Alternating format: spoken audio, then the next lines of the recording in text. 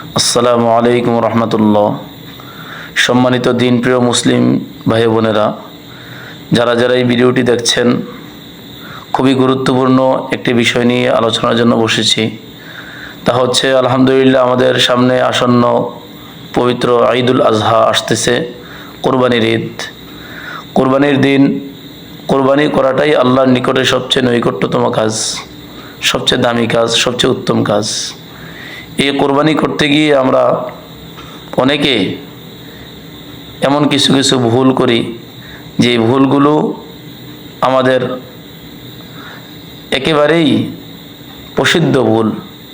আমরা কেউ জেনে করি, কেউ না জেনে করি, কিন্তু কোরবানি করার পরেও আমরা এই মাসালাগুলো না জানার কারণে কোরবানি করার পরেও আমরা গুনাহগার হই। বিশেষ করে আমরা এই পর্যন্ত অনেকেই এই মশালাটা জানি না যে কোরবানির মধ্যে দুই ধরনের গোশত এমন আছে যে এই দুই ধরনের গোশত কোরবানির এই গোশতগুলো নিজেও খেতে পারবে না, ধনীরাও খেতে পারবে না, এমনকি এই গোশতগুলো একেবারেই মিসকিন, গরিব, অসহায় যারা, তাদের হক, তাদেরকেই সদকা করে দিতে হবে আল্লাহর রাহে। এগুলো নিজেও খেতে পারবে না, এই গোশতগুলো ধনীদেরকেও খাওয়াতে পারবে না। দুই ধরনের গোশত এমন আছে। কিন্তু বড় অনুতাপের বিষয়, মুসলমান আজকে আমরা কত বছর যাবত অনেকে আছে কোরবানি করি, কিন্তু কোন ধরনের গোশতগুলো আমাদের জন্য খাওয়া নিষেধ, কোন ধরনের গোশতগুলো খেলে আমরা উল্টা গুনাহগার হব, এটা আমরা নিজেরাও জানি না। অথচ মুসলিম হিসাবে এই মশালাগুলো খুবই জরুরি, দরকার ছিল জানার। দুই ধরনের মাংস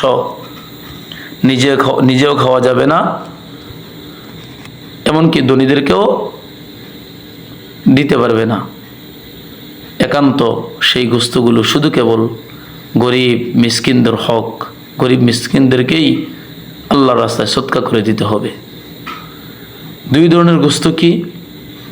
এক হচ্ছে ওসিয়তের গোশত, আরেক হচ্ছে মান্নতের গোশত। ওসিয়তের গোশত কি?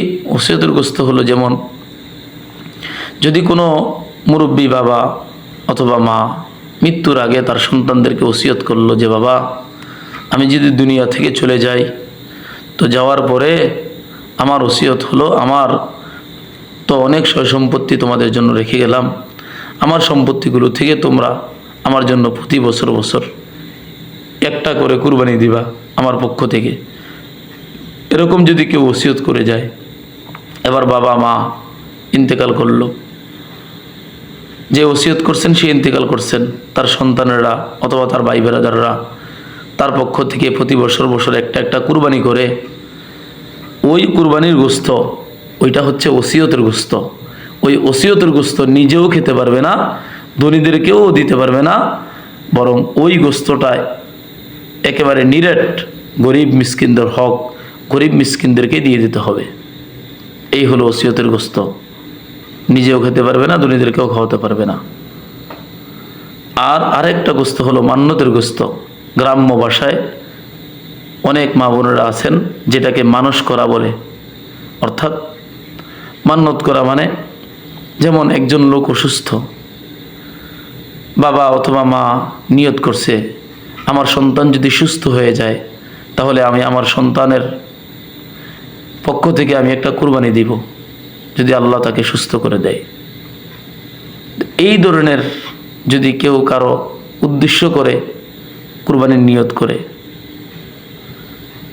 তাহলে ওই কুরবানিটাকে বা ওই আল্লাহর নামে যে মান্নত করলো যে আমি আল্লাহর নামে একটা দম দিব অথবা জানের বদলা জান দিব, অনেক মহিলারা মা বোনেরা এটা বলেই কুরবানির মধ্যে এরকম একটা দুইটা শরিক থাকে, কেউ কেউ আছে মান্নতের, বলে যে আমার আম্মা নিয়ত করছিল এই কাজটা সফল হইলে পরে একটা বাঘ কুরবানি দিবে, ওই কাজটা সফল হইলে, তো কাজ সফল হয়েছে, সন্তানদেরকে জানাই দিছে, সন্তান আমি তো নিয়ত করছিলাম এই কাজটা যদি সফল হয়, তোমার ব্যবসায় যদি উন্নতি হয়, বা তোমাকে বাহিরে ঠিকমতো পাঠাইতে পারি, বা তুমি ভালো চাকরি পাও, অথবা তুমি অসুস্থ থেকে সুস্থ হও, অথবা তোমার বাবা সুস্থ হয়, তো এই কাজগুলো সমাধা হয়েছে, এই সুবাদে আমার এই কথা অনুযায়ী একটা কুরবানি দাও। এটাকে মান্নতের কুরবানি বলে। এই মান্নতের কুরবানির গোস্ত, এই মান্নতের গোস্ত নিজেও খেতে পারবে না, ধনীদেরকেও খাওয়াতে পারবে না, নিরেট গরিব মিসকিন যারা আছে তাদেরকেই আল্লাহর রাহে সদকা করে দিতে হবে। তাহলে আমরা বুঝলাম আজকে খুবই গুরুত্বপূর্ণ এক মাসালা। দুই ধরনের গোস্ত কুরবানির যেই গোস্তগুলো নিজেও খেতে পারে না এবং ধনীদেরকেও খাওয়ানো যায় না, নিরেট গরিব মিসকিনদের হক, এটা গরিব মিসকিনদেরকেই দান সদকা করে দিতে হয়। আল্লাহ আমাদেরকে আরও যতগুলো কুরবানির মাসলা মাসাইল আছে এগুলো জেনে জেনে আমল করার তৌফিক দান করেন, আমিন। আজকে এই চ্যানেলের মধ্যে, সেন্দি মিডিয়া নামক এই চ্যানেলের মধ্যে এই কুরবানি বিষয়ক এই মাসালাগুলো যে দেওয়া হচ্ছে, ইনশাআল্লাহ একে একে ধারাবাহিকভাবে 60 থেকে 70টা জরুরি কুরবানি বিষয়ক মাসালা দেওয়া হবে ইনশাআল্লাহ। আপনারা ইনশাআল্লাহ অচিরেই যারা যারা যুক্ত হননি এই চ্যানেলের সাথে, এই সেন্দি মিডিয়া নামক এই চ্যানেলের সাথে অচিরেই যুক্ত হয়ে যান। আল্লাহ তাআলা আমাদের এই ক্ষুদ্র মেহনতকে দিনের মেহনত হিসেবে আল্লাহ তাআলা কবুল করেন, আমিন।